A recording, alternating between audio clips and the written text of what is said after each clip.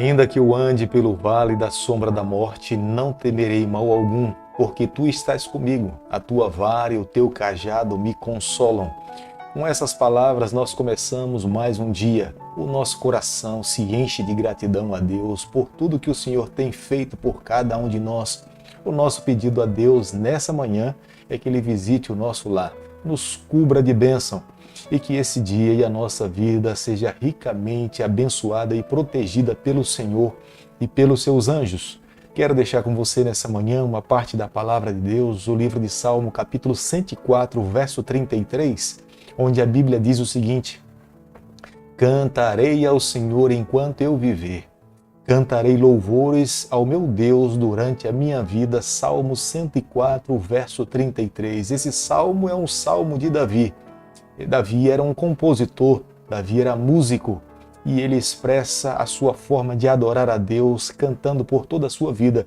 E creio que cada um de nós também, no mais profundo do nosso coração, nós temos uma forma especial de adorarmos e glorificarmos o nome do Senhor. A cada manhã, você é meu convidado especial para que nós possamos juntos estudarmos um capítulo da Palavra do Senhor. E nessa manhã, convido você a ter nas mãos a Palavra de Deus aberta no livro de 2 Samuel, capítulo 10, agora no começo, o verso 1. Depois disto, morreu o rei dos filhos de Aminon, e o seu filho Hanum reinou em seu lugar. A Bíblia nos apresenta muitos relatos de muitas vitórias de Davi. A mão de Deus estava sobre ele, e quando nós somos abençoados pelo Senhor, a nossa vida se amplia de uma forma sem medida. Davi crescia em todas as áreas da sua vida, nos seus relacionamentos familiares com seus filhos. Davi crescia nos seus relacionamentos para com os seus soldados. Davi crescia de uma forma geográfica. Deus enriqueceu Davi de uma forma poderosa através de ouro, prata e bronze e outros metais que Deus lhe concedia gradativamente. E quanto mais Deus abençoava Davi, o seu coração se tornava generoso para com as pessoas que estavam ao seu redor. Nesse momento, depois de se lembrar da aliança que tinha assumido com Jonatas, mais uma vez lhe vem à memória de um ato de bondade de um rei que no momento difícil da sua vida lhe acolheu dentro dos muros da sua cidade, Naás. Mas na verdade, Naás nunca tinha sido amigo verdadeiro de Davi. Naás se aproveitou da amizade de Davi por um momento em que Davi estava sendo perseguido por Saul. E pelo fato de Naás também não desfrutar de um bom relacionamento com Saul, ele acolheu Davi dentro dos muros da sua cidade. Mas nesse momento, quando Davi se tornou rei da nação de Israel, Davi, lembrando do acolhimento de Naás, ele busca expressar atos de bondade para com o seu filho Hanum. E geralmente um rei com um coração agradecido, expressando a sua bondade, ele enviava alguns emissários. E esses emissários proferiam algumas palavras para o rei endereçado. E além das palavras, ele também levava alguns presentes. Mas nesse momento, os emissários de Davi, que estavam lhe representando diante do rei Hanum interpretou completamente mal a atitude de Davi e os enviou de volta para sua casa com um recado desaforado para com o rei Davi. Isso causou sérias consequências entre as duas nações. 2 Samuel, capítulo 10, o verso 3, a Bíblia diz o seguinte: Mas os príncipes dos filhos de Aminon disseram ao seu senhor, Hanum, pensas que, porque Davi haver mandado consoladores, está honrando a teu pai? Porventura não te enviou ele os seus servos para reconhecerem a cidade e espiá-la e destruí-la? Essas foram as palavras dos conselheiros do rei Hanum. Embora Naás nunca tivesse sido um amigo sincero, mas da parte de Davi havia sinceridade. E quando ele envia os seus emissários, o único objetivo de fato era consolar, era reconhecer, agradecer por tudo que aquele reino tinha feito por ele.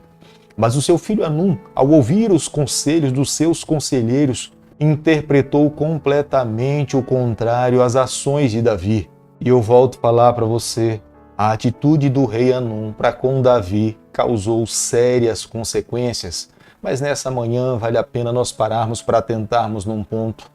Como é imprescindível pararmos na nossa vida e sabermos quais os tipos de conselheiros que nós temos ouvido. Porque muitas vezes uma palavra no momento difícil da nossa vida pode nos trazer sérias consequências negativas. Nós precisamos ser seletivos ao ouvir os conselhos das pessoas que estão ao nosso redor. Muitas vezes, Satanás envia seus emissários para poder fazer com que pessoas nos aconselhem ou tragam alguma palavra no momento difícil, não para nos elevar, mas para nos destruir. E foi isso que aconteceu lá no reino de Anum. Essa má interpretação feriu os sentimentos de Davi, fez com que essa nação gastasse o que eles não tinham. Tiveram que pagar altos salários para os assírios para lutar as suas batalhas. E no final eles acabaram perdendo essa guerra. As consequências foram desastrosas. Creio que nessa manhã eu e você, ao pararmos para refletir na nossa vida, nós sempre precisamos buscar conselhos que provenham da palavra de Deus. Ao ouvir um conselho de alguém, se certifique que esse conselho está de acordo com a palavra do Senhor.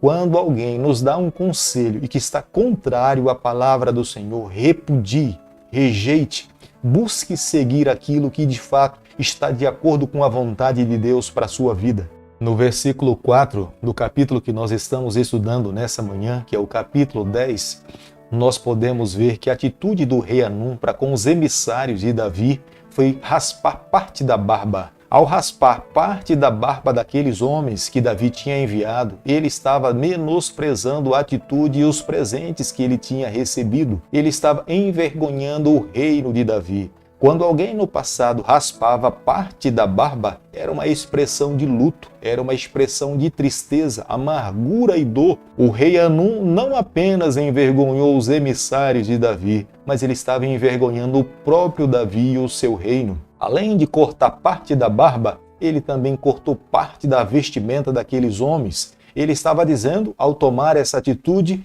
que aqueles homens eram fugitivos de guerra.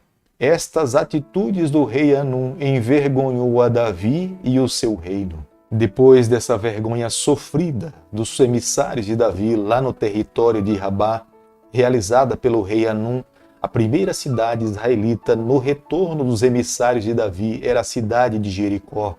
Davi pede para que aquela cidade acolhesse esses homens, esperassem que as suas barbas crescessem, dessem vestimenta para os seus emissários, para que eles não mais passassem por humilhação. Aquela atitude do rei Anum envergonhava Davi e envergonhava o seu reino. No versículo 6 do capítulo que nós estamos estudando nessa manhã, nós podemos ver que a crise se intensificou entre as duas nações.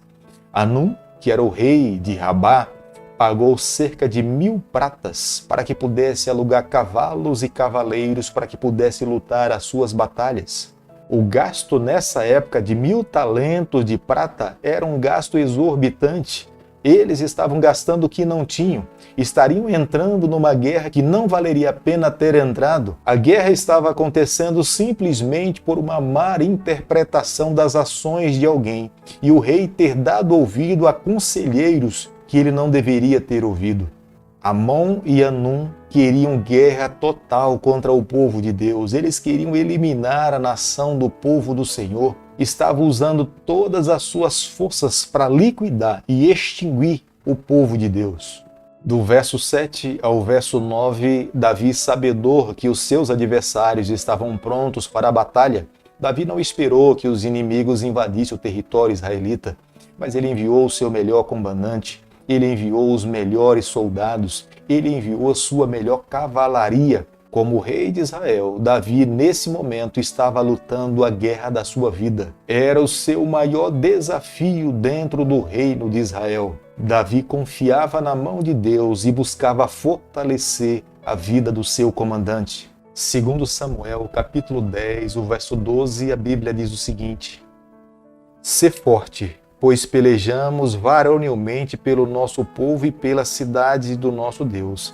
E faça ao Senhor o que bem lhe parecer. Essas foram as palavras de Davi ao seu comandante Joabe. Davi sabia perfeitamente que a terra que eles estavam era a terra dada por Deus como herança para o seu povo.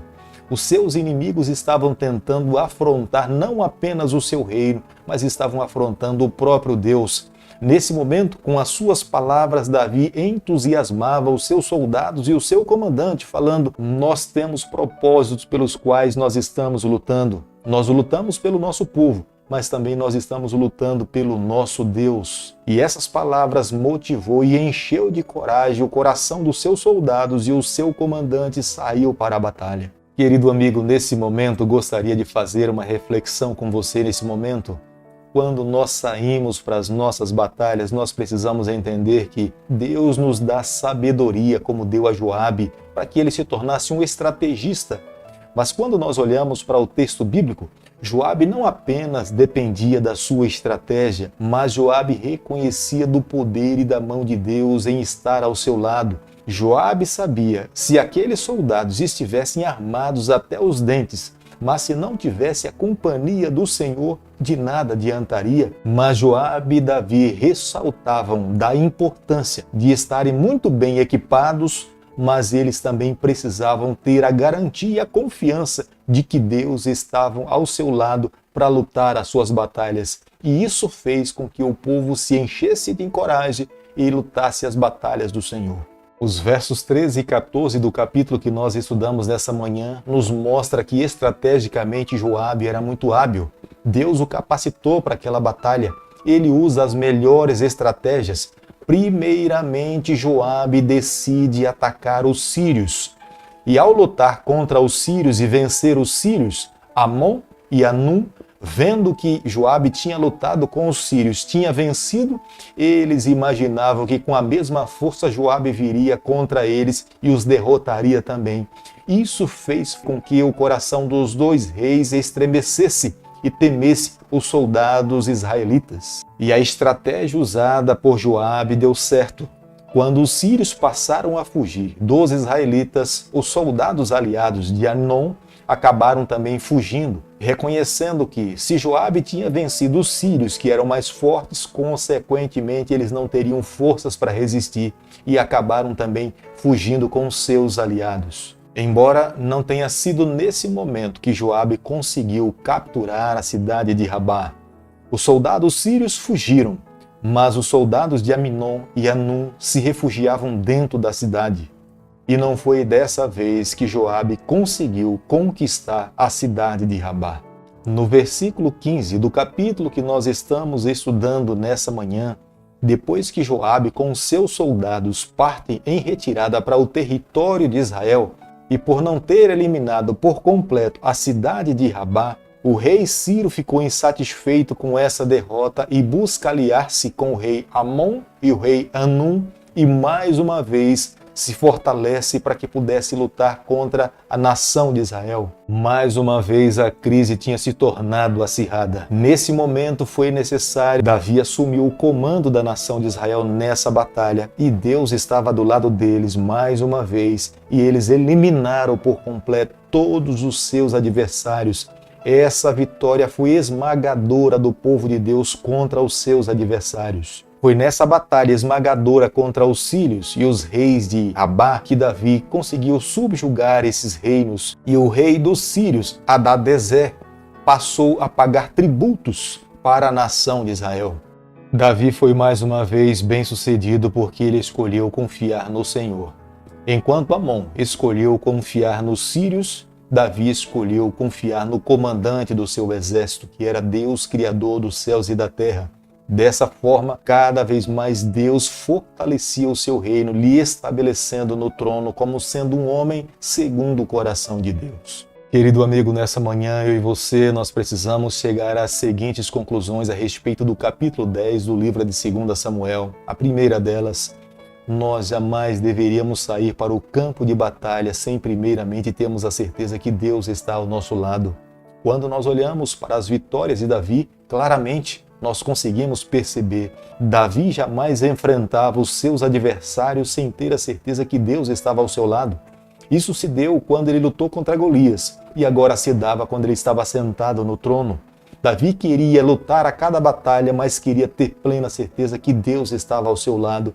eu e você, embora hoje estejamos vivendo no século XXI, nós não podemos menosprezar essa orientação sagrada e bíblica. A cada dia, ao sairmos do nosso lar, para lutarmos as batalhas diárias da nossa vida, mesmo aquelas que muitas vezes se dão dentro do nosso próprio lar, nós precisamos ter a certeza que Deus estará ao nosso lado. Se é uma luta na área da saúde, busque lutar ao lado do Senhor. Se é uma luta na área familiar, também busque lutar ao lado do Senhor. Se há uma necessidade de vencer algum vício na vida, lute ao lado do Senhor. E tenha certeza que, se permitirmos lutar ao lado do Senhor, nós alcançaremos a vitória. Há uma segunda orientação: jamais ouça conselhos que esse não estejam de acordo com a palavra de Deus. Conselhos que verdadeiramente vale a pena nós ouvirmos são conselhos que estão com base na palavra do Senhor. Conselhos que não estão em harmonia com a palavra de Deus devem ser deixados de lado. Nós precisamos repudiar, mas conselhos que estão em harmonia com a palavra do Senhor, nós precisamos seguir. E uma terceira orientação: nem sempre quando nós temos um coração benevolente para alguém, espere ser retribuído. Quantas vezes nós, com boas intenções, queremos agradar uma pessoa, mas essas ações não são reconhecidas? Não foi isso que aconteceu com Jesus Cristo? Cheio de boas intenções em abençoar os seres humanos, mas quantas pessoas ele receberam e entenderam as suas boas ações? Por isso, não espere ser agraciado por todas as boas ações que você queira ofertar para com o seu semelhante. Mas nessa manhã quero pedir a Deus que Ele nos tome nas suas mãos, que abençoe a nossa vida, que nos conceda forças e que muito em breve nós possamos nos encontrar com Ele e vivermos com Ele por toda a eternidade. Querido Pai, nas Tuas mãos nessa manhã nós nos colocamos, confessamos as nossas falhas. Por favor, Senhor, fica ao nosso lado, nós oramos e pedimos em nome de Jesus. Que o Senhor te abençoe e te guarde, que Ele faça resplandecer o seu rosto sobre você, que Ele tenha misericórdia de você, que sobre você nessa manhã Ele levante o seu rosto e conceda a sua paz em nome de Jesus. Amém.